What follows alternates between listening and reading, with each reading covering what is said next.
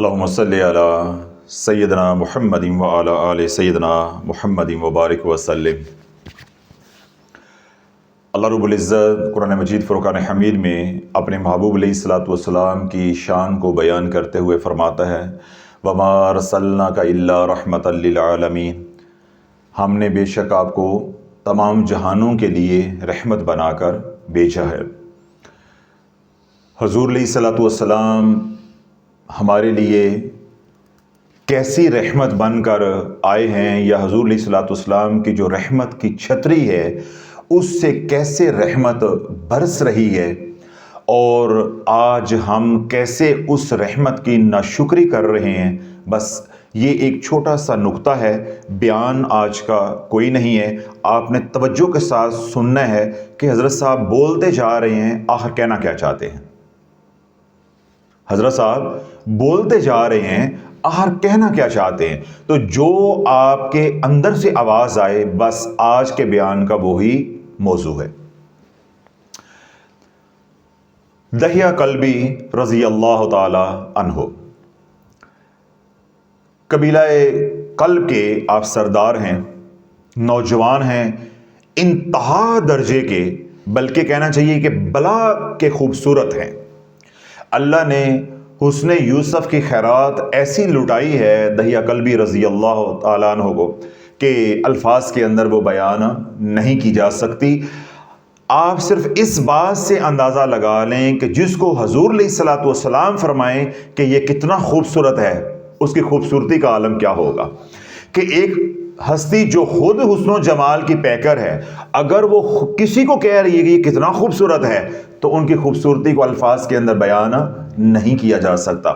دحیہ کلبی رضی اللہ عنہ ایسے خوبصورت نوجوان تھے کہ جب آپ مکہ یا مدینہ کی گلیوں میں چلتے تو عورتیں آپ کو دروازے کی اوٹ میں سے دیکھتی تھی، سوراخوں میں پیچھے چھپ کے دیکھتی تھی، یعنی ایسے عورتیں آپ کے اوپر فدا ہوتی تھی۔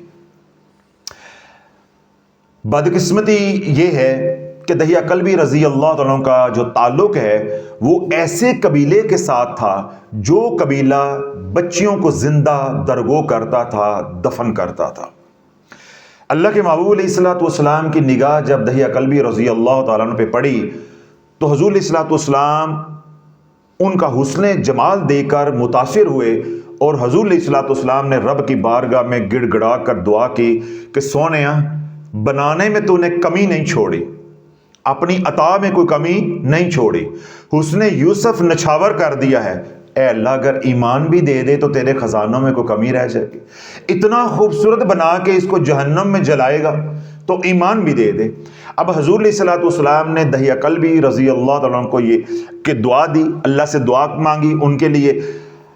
اب رات کے آخری پہر حضور علیہ الصلوۃ والسلام اپنے امتی کو اللہ سے مانگ رہے ہیں، تو جب فجر کی اذان کا وقت آیا تو اللہ نے آواز دی، جبریل امین علیہ السلام کو بھیجا کہ جو سونیا تو ہم سے مانگ رہا تھا ہم نے ہدایت کا فیصلہ کر دیا ہے، جس کا تو سوچ رہا تھا اب تیرے در پہ خیرات ایمان کی مانگنے کے لیے آنے والا ہے۔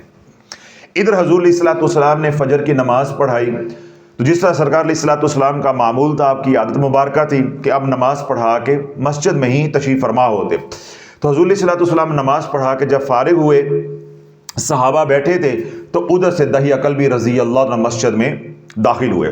تو جو ہی دحیہ کلبی رضی اللہ عنہ مسجد میں داخل ہوئے تو حضور علیہ الصلوۃ والسلام نے اپنی یہ مزمل کی چادر، یہ کالی کملی جو ہے یہ اتار کے یوں پھینکی کہ دحیہ کلبی اس کو بچھا کے اس کے اوپر بیٹھ جاؤ۔ اب اللہ والو دو باتیں ہو گئیں، ایک پہلی جس کے حسن کو حضور نے کہا کہ کیسا حسین ہے، وہ حسین کتنا ہوگا، پھر دوسری بات یہ ہے کہ جس کے لیے حضور علیہ الصلوۃ والسلام نے اپنی چادر مبارک مزمل کی چادر عطا کر دی کہ اس کے اوپر بیٹھو، حضور کے دل میں ان کا پیار کتنا ہوگا۔ ابھی ایمان نہیں لائے، ابھی حالت کفر کے اندر ہے، ابھی تو ایمان کی خیرات لینے کے لیے در مصطفیٰ علیہ الصلوۃ والسلام پر حاضر ہوئے ہیں، تو اللہ کے نبی علیہ الصلوۃ والسلام ایسا اکرام فرما رہے ہیں۔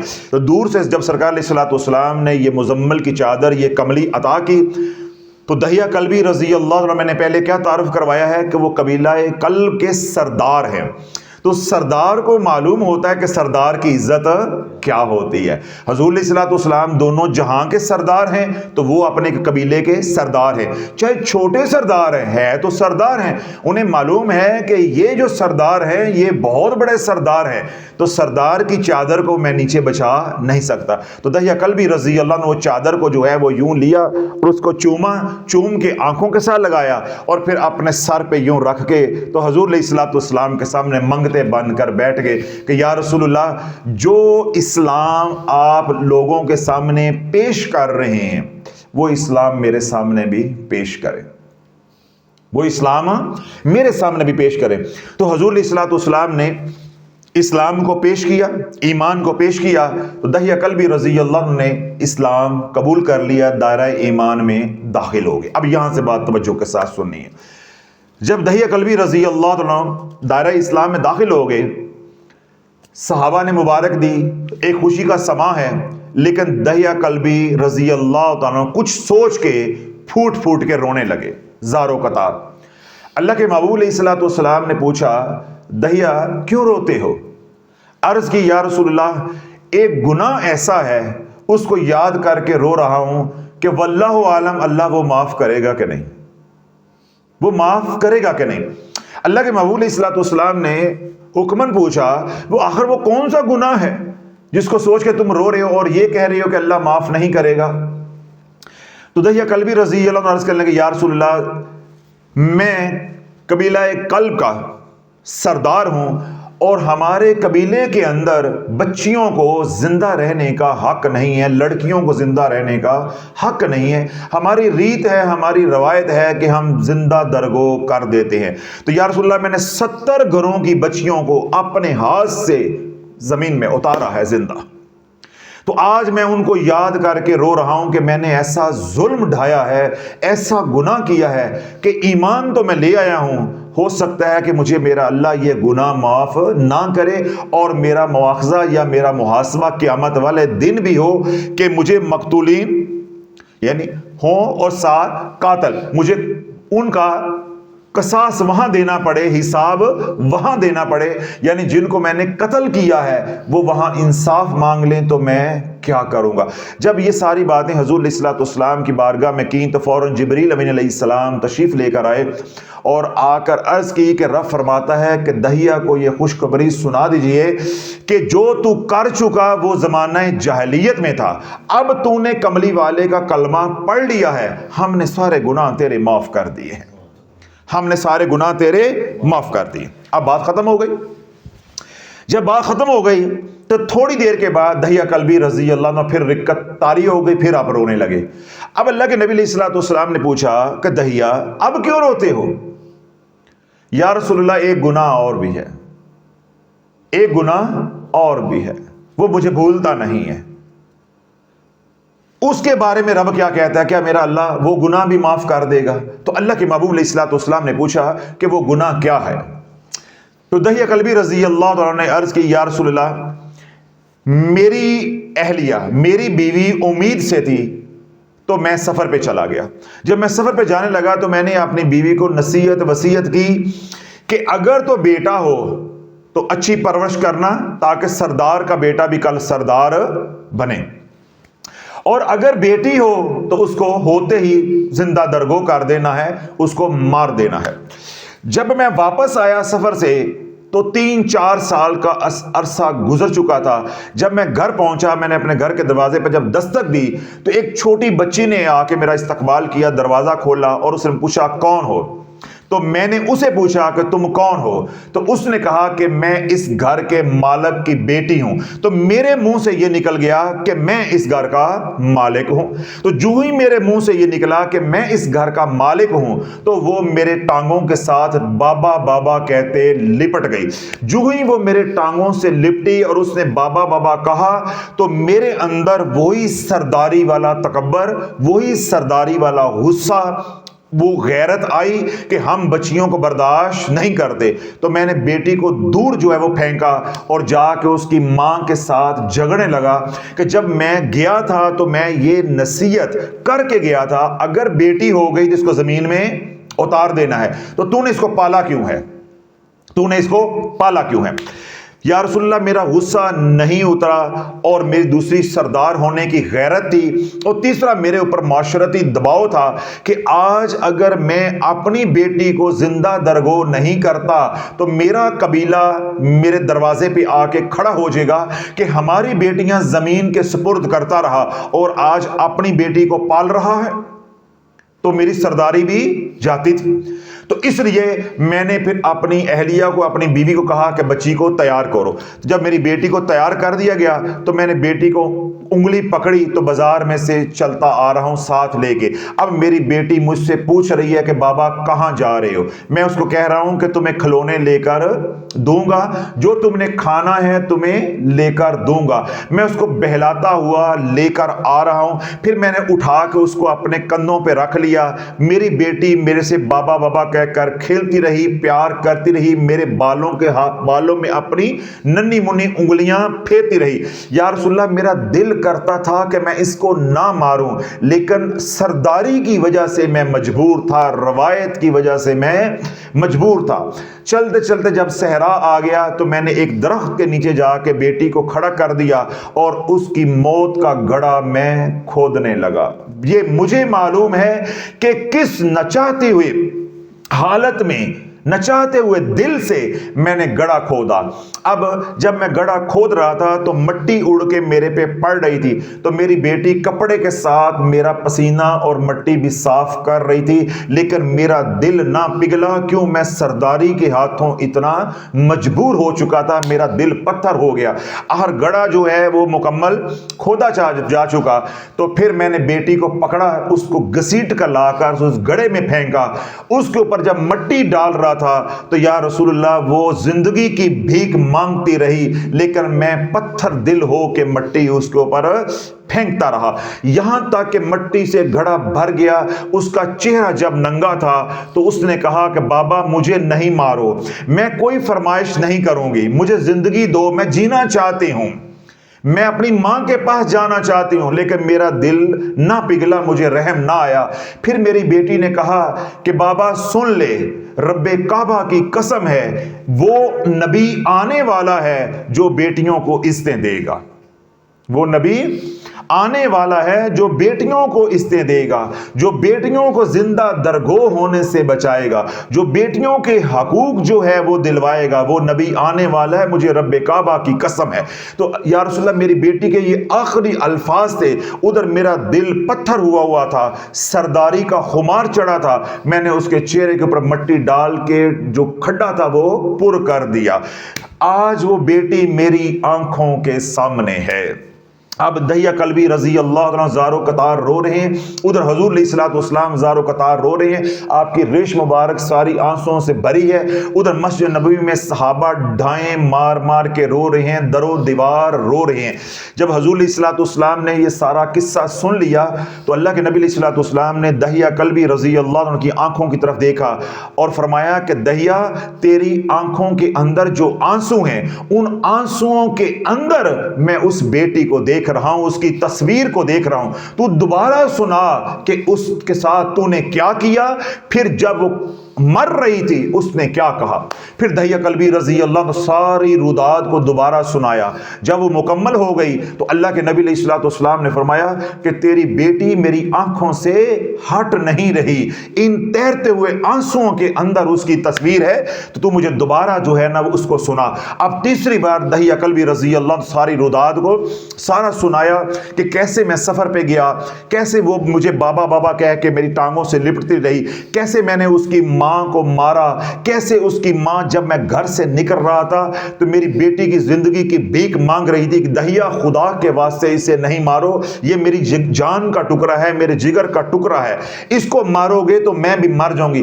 ना मुझे बेटी पे रहम आया, ना मुझे अपनी बीवी पर रहम आया।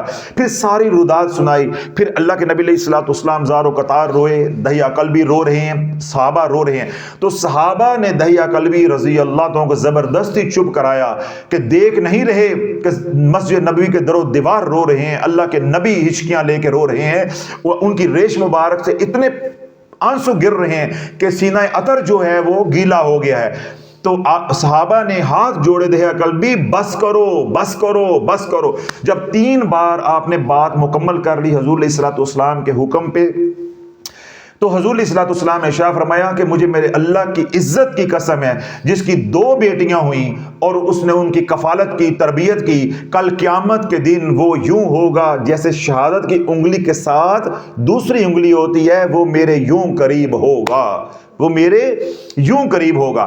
تو اللہ والو آج بیٹیوں کو بوجھ سمجھا جا رہا ہے. آج گھروں میں طلاقیں اس وجہ سے ہو رہی ہیں کہ بیٹیاں پیدا کرتی ہے. اس کو طلاق اس لیے دی جا رہی ہے یا اس کا رشتہ بیٹی کا اس لیے نہیں لیا جا رہا کہ ان کی ماں نے بھی بیٹیاں پیدا کی تھیں. یہ بیٹیاں پیدا کرنے والی نسل ہے. جب ہم ان کا رشتہ لے کے اپنے گھر آئیں گے تو ہمارے گھر میں بھی بیٹیاں پیدا ہوں گی. اور اگر پیچھے سے وہ ایسا حسب نسب نہیں رکھتی تو اگر اگلے گھر آ کے اس نے پہلی بیٹی پیدا کر دی، دوسری بیٹی پیدا ہو گئی، تو لوگ آج کیا دے رہے ہیں؟ کوسنے دے رہے ہیں. اسی بات کے اوپر طلاقیں ہو رہی ہیں. گھر آئی رحمت کو ذلیل کیا جا رہا ہے. ایک بیوی جو خود ایک رحمت ہے، وہ بھی تو کسی کی بیٹی ہے، آگے جو اس نے بیٹی کو جنم دیا ہے، اب 2 بیٹیاں بیک وقت زندہ درگو ہو رہی ہیں.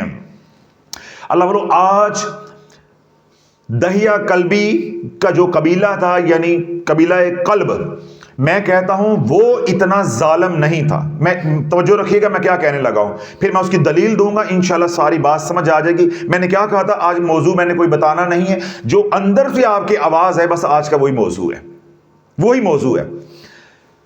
دہیہ کلبی رضی اللہ عنہ کا قبیلہ قلب، یہ اتنا ظالم نہیں تھا جتنے اللہ والو آج ہم ظالم ہو گئے ہیں. وہ زمین میں ایک بار اتارتا تھا، ہم پل پل اتارتے ہیں، پل پل نکالتے ہیں. ان ماؤں بہنوں بیٹیوں سے پوچھو کہ شافی جن کا رونا رو رہا ہے کہ جب سے بیائی ہیں انہیں سکھ کی نیند نہیں ہے، دن کا چین نہیں ہے، رات کا آرام نہیں ہے. ساس کے ہاتھوں ذلیل ہیں، نندوں کے ہاتھوں ذلیل ہیں، جٹھانیوں کے ہاتھوں ذلیل ہیں، شوہر کے ہاتھوں جوتے کھا رہی ہیں. 2 وقت کی عزت کی روٹی انہیں نہیں ہے. ان کے لیے تو دہیہ کلبی رضی اللہ عنہ کا قبیلہ کروڑہا گنا اچھا تھا. وہ خواتین، وہ بچیاں راتوں کو اٹھ کے اللہ سے موت مانگتی ہیں لیکن موت ملتی نہیں ہے. وہ تو اتنی خوش قسمت تھی کہ موت مانگتی بھی نہیں تھی تو موت مل جاتی تھی. قصہ تمام ہو جاتا تھا، ہمیشہ کے لیے جان چھوٹ جاتی تھی. ادھر حوا کی بیٹیاں حضور علیہ الصلوۃ والسلام کی جو امتی ہیں وہ ہر پل موت مانگ رہی ہیں. ادھر تو موت بھی اتنی مہنگی ہو گئی ہے کہ موت مل نہیں رہی. تو اللہ والو جن کے اوپر یہ حالات ہیں وہ وہی بتا سکتے ہیں. ہم ان کیفیات کو الفاظ کے اندر ان کی ترجمانی نہیں کر سکتے یا الفاظ کے اندر معاشرے کو بتا نہیں سکتے. لیکن میں آخری بات صرف یہ کہوں گا کہ جن گھروں کے اندر بیٹیوں پہ ظلم ہو رہا ہے یا بیٹیوں کو نظر انداز کیا جا رہا ہے، بس شافی کی یہ بات یاد رکھنا کہ یہ دنیا مکافات عمل ہے. بس آج یہی کہنا چاہتا ہوں کہ یہ دنیا مکافات عمل ہے. آج تو کسی کی بیٹی کے اوپر ظلم ڈھا رہا ہے، کل تیری بیٹیوں کے ساتھ یہ ہوگا، تیری بہنوں کے ساتھ یہ ہوگا، تیری ماں کے ساتھ یہ ہوگا. یہ ہو کے رہنا ہے. یہ قرض ہے، یہ قرض جو ہے وہ تجھے لوٹانا پڑے گا.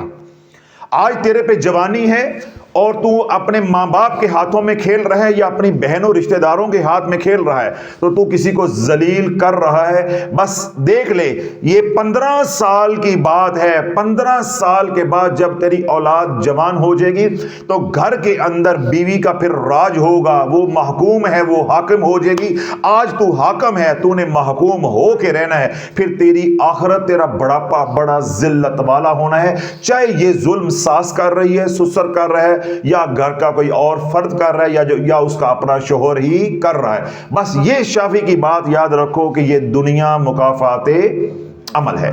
آگے میں کچھ نہیں کہنا چاہتا کیونکہ میں پہلے کہہ چکا ہوں کہ آج کا کوئی بیان نہیں. آپ سنتے جاؤ تو موضوع آپ نے خود نکالنا ہے کہ میں کیا کہنا چاہ رہا ہوں آپ کو. السلام علیکم. مجھے دنیا سے گئے ہوئے یہ ایک بیٹی کا درد بھرا خط ہے. اس کو آپ نے ان کانوں سے نہیں سننا، دل کے کانوں سے سننا ہے. اور آپ کو معلوم ہوگا کہ یہ شافی خط پڑھ کے سنا رہا ہے، یہ ہر گھر کا خط ہے، یہ ہر بیٹی کا دکھڑا ہے، ہر بیٹی کا یہ دکھڑا ہے، یہ ہر گھر کی کہانی ہے۔ صرف نام اس کے اندر اپنے ڈالتے جاؤ تو یہی سمجھو کہ حضرت صاحب آپ کی بات سنا رہے ہیں۔ مجھے دنیا سے گئے ہوئے آج 3 سال ہو گئے ہیں۔ ماں کہاں ہے؟ مر گئی ہے۔ جاگ رہے ہیں؟ میں تھوڑا سا پس منظر بتا دوں، ماں مر گئی ہے۔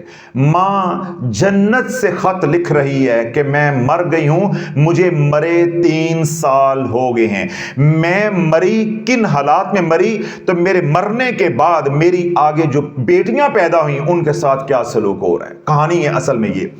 مجھے دنیا سے گئے آج 3 سال ہو گئے ہیں، میں آج جنت میں ہوں، سب کچھ میرے پاس ہے، لیکن مجھے کہیں بھی سکون نہیں آتا اور میرا دل ہر پل جلتا رہتا ہے۔ میں بہت خوش رہنے والی لڑکی تھی، مجھے میرے چچا چچی نے پالا تھا۔ میرے ماما بابا بچپن میں ہی ایکسیڈنٹ حادثے میں دنیا سے چلے گئے۔ میں نے ماں باپ کے بنا جینا سیکھا، زندگی گزاری۔ میری شادی چچا چچی نے کروائی۔ میرا شوہر بہت اچھا تھا، میرا بہت خیال رکھنے والا تھا، میرے سے بہت محبت کرنے والا تھا، مجھے کبھی یہاں تک کہ اداس بھی نہیں ہونے دیتا تھا، اور میرا شوہر ہر وقت خوش رہتا تھا۔ لیکن ہماری ساری خوشیوں کو نظر اس وقت کھا گئی جب میرے ہاں پہلی بیٹی ہوئی، جب میرے ہاں پہلی بیٹی ہوئی۔ پھر حالات بدلتے گئے، پھر نظام بدلتا گیا، پھر اللہ کا لکھا ہوا نظام غالب آتا گیا کہ میں نے پے در پے 5 بیٹیاں پیدا کی۔ میرے گھر میں 5 بیٹیاں پیدا ہوئیں۔ ان 5 بیٹیوں میں ایک بیٹی اپاہج بھی ہو گئی، یعنی ایب نارمل جس کو کہتے ہیں، وہ چل پھر نہیں سکتی تھی۔ میرا شوہر، میری ساس بس میرے سر ہو گئے، میری جان لینے کے پہ تل گئے۔ میں اپنی بیٹیوں کو لے کے دن رات روتی تھی، میرا شوہر مجھے منہ نہیں لگاتا تھا، میرا خرچہ بند کر دیا، میری چھوٹی چھوٹی شہزادیاں بھوک سے تڑپنے لگیں۔ ماں ہوں، جب اپنی بیٹیوں کی بھوک برداشت نہ ہوتی میں شوہر سے جھگڑنے لگتی۔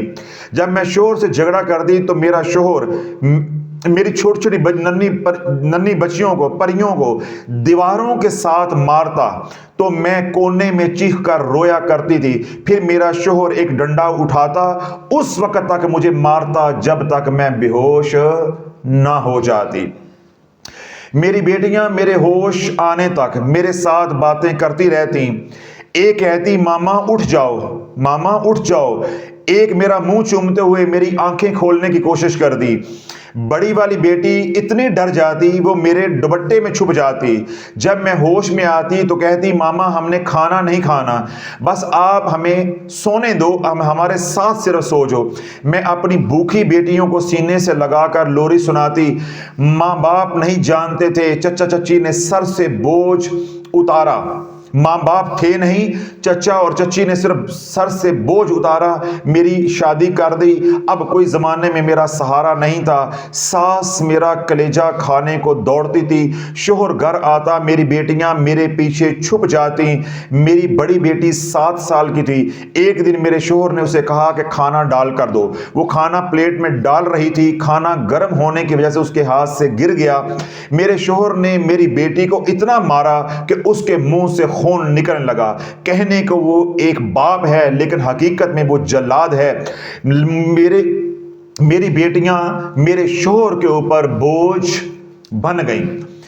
میرا دل اس دن بہت چاہا تھا کہ بیٹیوں کو لے کر آج میں زہر کھا کے اپنی زندگی کا قصہ تمام کر دوں۔ اللہ والو یہی بات میں نے کہی ہے کہ آج جو بیٹیاں سسک رہی ہیں، یہ دہیہ کلبی رضی اللہ عنہ جو قبیلہ قلب ہے، یہ اس سے بھی ظالم معاشرے کے اندر رہ رہی ہیں۔ وہ تو ایک بار مرتی تھی، یہ تو موت بھی مانگ رہی ہیں، اب موت بھی مہنگی ہو گئی ہے، موت بھی نہیں مل رہی۔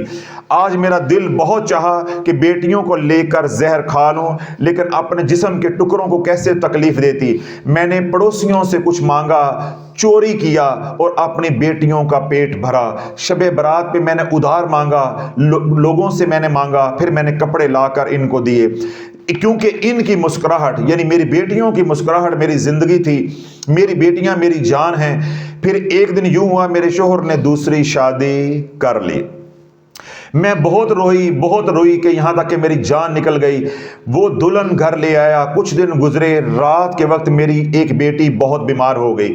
मैंने उसके कमरे का दरवाज़ा खटखटाया, वो ना उठा। मैंने चिल्लाना, मैं माँ थी, मैंने चिल्लाना शुरू कर दिया। मोहल्ले वाले इकट्ठे हो गए, वो मेरी बेटी को अस्पताल लेकर गए। सुबह मेरा शोहर डंडा लेकर मेरे पास आया, मुझे गालियां देने लगा, मुझे बालों से पकड़कर घसीटा और हाल कमरे में यानी टीवी लॉन्च में जो है वो ले आया। मेरी बेटियां रोने लगी। मेरी बड़ी बेटी चारपाई पे बीमार पड़ी थी। शोहर गालियां देते हुए कहता है कि तुमने रात क्या तमाशा लगाया कि सारे मोहल्ले को इकट्ठा कर लिया, तुझसे मेरी खुशी बर्दाश्त नहीं हो रही, यानी दूसरी शादी की जो मुझे खुशी चढ़ी हुई है वो बर्दाश्त नहीं हो रही। उसने मुझे मारना शुरू कर दिया, वो मुझे मारता गया, मैं चिल्लाती रही, वो मुझे मारता गया, मैं अल्लाह से मौत मांगती रही। वो मारते ना थका, मैं अल्लाह से मौत मांगते ना थकी, लेकिन मुझे मौत ना आई। मेरा कलेजा उस वक्त फटता था जब मैं मार खा रही थी तो मेरी बेटियां एक कोने में खड़ी सिसक रही थी मां को देख के। इतने में एक जोरदार डंडा मेरे सर पे मारा जिससे मेरा पूरा जिस्म सुन्न हो गया और मैं कांपने लगी। अब मेरी बेटियां सामने, मेरी नजरों के सामने से भी ओझल हो गई, यानी वो बेहोशी की हालत में हो गई, ओझल हो गई। मेरी बेटियों के चेहरे मेरी आंखों के सामने धीमे होने लगे, मेरी आंखें बंद होने लगी। मुझे अस्पताल ले जाया गया। यहां से फिर मैं कब्र में उतर गई, मैं अल्लाह के पास पहुंच गई। 1 घंटे के बाद मैयत को घर लाया गया। मेरी एबनॉर्मल बेटी, जिसको मैंने अपनी जिंदगी में भी कभी जमीन पर चलने नहीं दिया था, वो घसीटती बाहर दरवाजे पर आ बैठी। मेरी लाश को एम्बुलेंस से उतारा गया। उस वक्त मैंने अपनी बेटी को देखा और मैं बहुत तड़पी। क्या माएँ मर जाएं एक ही लम्हे में, उनकी औलादें यूं बेआसरा हो जाती हैं। बेटियां आसमान से जमीन पर क्यों गिर जाती हैं। आखिरी बार अपनी छोटी बेटी को देखा जो 2 साल की थी, वो अनजान थी, चारपाई पर खुद खेल रही थी। मेरी बेटियां लाश के पास खड़ी मुझसे बातें करने लगी। बड़ी बेटी ने मेरा खून साफ किया, छोटी मेरा मुंह चूम रही थी। एबनॉर्मल मेरी बेटी यानी जो अपाज थी, वो उसको कमरे में बंद कर दिया गया कि वो आए हुए मेहमानों को, लोगों को तंग ना करे। एक मेरी आंख से बहने वाले आंसू साफ कर रही थी और एक मुझे जगाने की कोशिश कर रही थी कि मामा उठ जाओ, उठ जाओ। आसमान की तरफ सफर करते हुए ये मैं सब कुछ देख रही थी। एक बेटी ने मेरी आंखें खोली और कहने लगी, मामा उठो, छोटी रो रही है, यानी छोटी बेटी जो है वो रो रही है, उसे भूख लगी है। वो सारी रात मेरे पास बैठी रही थी, मेरा जिस्म ठंडा पड़ चुका था। बड़ी बेटी ने अपनी छोटी बहनों को अपने पास बैठाया और कहने लगी, मामा सो गई है, मामा के साथ लेट जाओ। मेरी बेटियां मेरी लाश के पास सो गईं। बीमार बेटी दवाई लेकर आई और मेरे पास बैठकर कहने लगी, मामा मैंने दवाई खा ली है, आज मुझे दवाई कड़वी नहीं लगी। सुबह हुई तो मेरी लाश को चारपाई पर रखा गया तो फिर रोना शुरू हो गया। अब लोगों ने रोने का तमाशा शुरू किया। मेरे चचा चची भी आ गए, उन्होंने कपड़े फाड़ के ज़माने को दिखाया कि हम बड़ी मोहब्बत करने वाले हैं। मेरा शोहर भी रो रहा था और मेरी सौतन भी रो रही थी। यह तमाशा सारा ज़माना अब देख रहा था, कैसे मरी, लेकिन किसी ने तहकीक ना की कि मारने वाला कौन है और किस गम में ये मर गई, ये कोई पूछने वाला नहीं था। मेरी बेटियां बाल बखेरे मेरी मैयत के पास खड़ी थीं। इनको पता भी नहीं था कि उनके साथ क्या हुआ है। एक ने मेरा मुंह चूमा और कहने लगी, मामा आप इन कपड़ों में बहुत प्यारी लग रही हो, यानी कफन के अंदर बहुत प्यारी लग रही हो। मेरी बेटियां मुझे देख रही थीं। मेरा जनाजा उठाया गया और मुझे दफना आए। मेरी बेटियां रात भर देखती रहीं, मामा नहीं आई, उन्होंने खाना नहीं खाया। जिस बेटी को बुखार था उसने दवाई खाई और मेरी तरफ देखने लगी। शोहर ने बेटियों को पास बुलाया, दादी पास बैठी, उनको कहने लगी, तुम्हारी माँ अब कभी नहीं आएगी, वो गंदी थी, वो सौतीली थी, इसलिए वो मर गई है, अच्छा हुआ है वो मर गई है। अब उनके कपड़े गंदे होते हैं, बाल बिखरे होते हैं, छोटी सी उम्र में वो सियानी हो गई हैं। अब वो ईद पर नए कपड़ों की फरमाइश भी नहीं करती। اب وہ भूखी भी हों तो खाना नहीं मांगती। मेरी बेटियां बहुत सब्र वाली हैं। एक दिन मेरी बड़ी बेटी खाना खा रही थी कि हाथ जल गया। उसे सौतीली माँ ने बहुत मारा। मैं यहाँ तड़प रही थी, वो वहाँ मार खा के तड़प रही थी। मेरी तस्वीर निकाल कर कहने लगी, मामा आ जाओ, आपको गए 2 साल हो गए हैं। आप तो हमसे दूर कहीं भी नहीं जाती थी। दादी कहती है, आप अल्लाह के पास चली गई हो, मेरी अल्लाह पाक से बात करवाएं। अल्लाह मेरी अल्लाह। आप बेटियां क्या कह रही हैं कि हमारी अल्लाह से बात करवाएं। मैं अल्लाह से कहूंगी कि हम सब बहनें मामा को बहुत याद करती हैं, हमारी मामा को वापस भेज दो। मेरी बड़ी बेटी माँ की तरह छोटी बहनों का ख्याल रखती है। एक दिन मेरी एबनॉर्मल बेटी को सर्दी लग गई। मेरी बड़ी बेटी इसे बेटी कहती है, बेटियों की तरह संभालती है और बहनों को लेकर रोती है। हो उसका रोना भी बेसूद है। अब सर्दियों की रातें थी, हर कोई अपने कमरे में था। मेरी बड़ी बेटी दौड़ती रही, अपने बाबा को आवाज़ें देती रही, दादी को जगाती रही, अपनी सौतीली माँ को जगाती रही कि छोटी जो बेटी एबनॉर्मल है उसकी तबीयत बहुत ख़राब है, खुदारा इसको डॉक्टर के पास ले जाओ। लेकिन किसी ने उनकी तरफ तवज्जो नहीं दी। मेरी बेटी बड़ी चीखती चिल्लाती रही। अब वो एबनॉर्मल बच्ची तो बोल सकती नहीं थी। मेरी बड़ी बेटी इतनी समझदार नहीं थी कि बहन की बीमारी को समझ सकती। वो तो एक माँ ही है जो औलाद की बीमारी को या दुख को समझती है। रात के आखिरी पहर मेरी एबनॉर्मल बेटी मेरे पास पहुंच गई। अल्लाह अकबर, इन्ना लिल्लाहि व इन्ना इलैहि राजिऊन। मेरी बड़ी बेटी चिल्लाई कि बहन नहीं बोल रही। दुनियावी दिखावा किया गया, इसे भी सफ़ेद कपड़े पहना के मेरे पास भेज दिया गया। मेरी अब एबनॉर्मल बेटी ने सफ़ेद कपड़े पहने।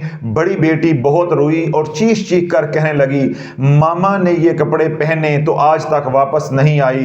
ए फूल जैसी शहजादी, आज तूने भी सफ़ेद कपड़े पहन लिए हैं, तू भी मामा के पास जा रही है, तो फिर जाके मामा को बोलना कि आपी बड़ी बेबस थी।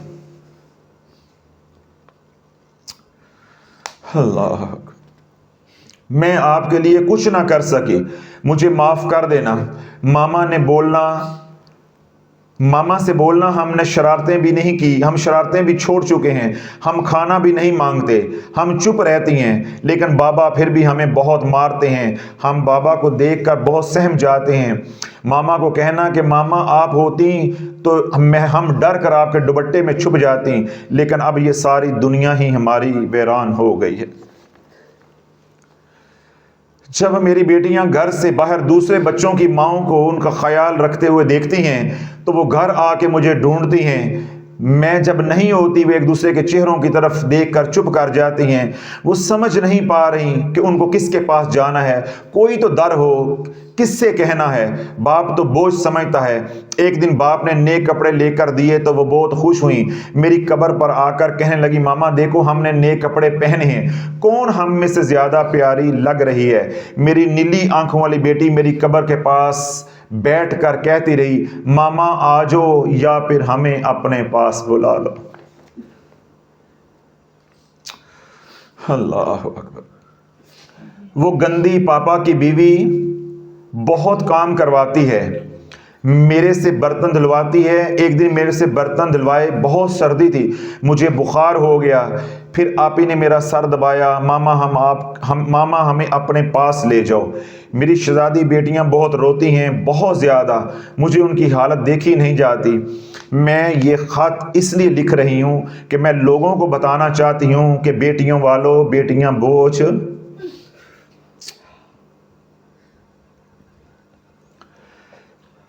बोझ नहीं होती। बेटियों को सीने से लगाओ। औलाद तो औलाद होती है, अल्लाह देता है, किसी को बेटियां देता है और किसी को बेटे देता है।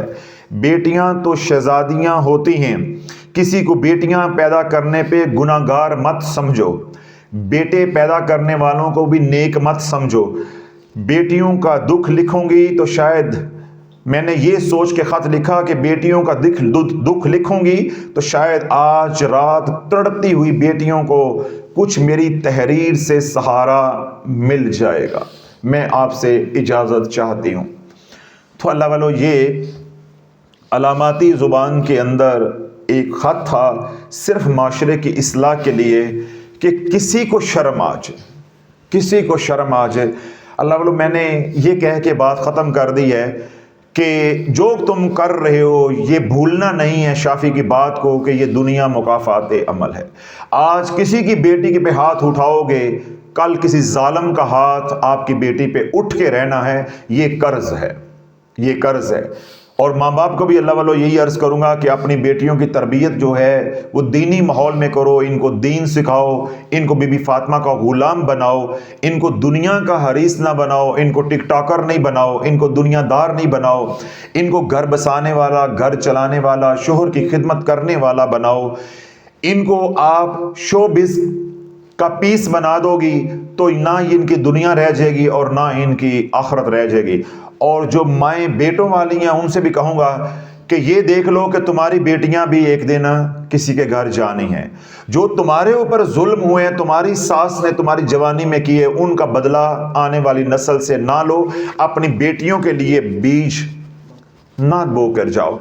तो अल्लाह हम सबको जो समझ अता फरमाए। वो हमारी बच्चियां जो ससुराल के अंदर तंग हैं, परेशान हैं, शोहरों के हाथों तंग हैं, नंदों के हाथों तंग हैं, या ससुराल वालों के रवैये की वजह से तंग हैं, जुल्म बर्दाश्त कर रही हैं, उन तमाम को मैं यही कहूँगा कि वो 5 वक्त की नमाज की पाबंदी करें। हर नमाज के बाद खिजरी अमल पढ़ें। खिजरी अमल का बयान आरजू चैनल पे अपलोडेड है, वो वहाँ से सुनें और उस खिजरी अमल को 3 नियतों के साथ पढ़ें। कितनी नियतों से? 3 नियतों से। हिफाजत की नीयत से, हिफाजत की नीयत से, जादू की काट की नीयत से और जुबान बंदी की नीयत से। मैं दोबारा दोहरा देता हूँ, जादू की काट की नीयत से, हिफाजत की नीयत से और जुबान बंदी की नीयत से। इंशाल्लाह जब आप खिजरी अमल को इन 3 नियतों के साथ पढ़ोगे तो 7 दिन नहीं गुजरेंगे अगर आपके साथ उस घर में नाहक सलूक हो रहा है तो अल्लाह पाक उनका किया हुआ सलूक उन्हीं के ऊपर लौटाएगा। पहले अल्लाह उनको समझाएगा, अगर वो समझते नहीं हैं तो फिर जो उन्होंने तुम्हारे साथ किया है फिर मुकाफाते अमल जो है वो शुरू हो जाएगा। तो 5 वक्त की नमाज खिजरी अमल के हसार के साथ आप पढ़ें, 3 नियतों के साथ। सारा दिन कमली वाले पे दुरूद पढ़ें और रात सोने से पहले एक तस्बीह इस्तग़फ़ार करें।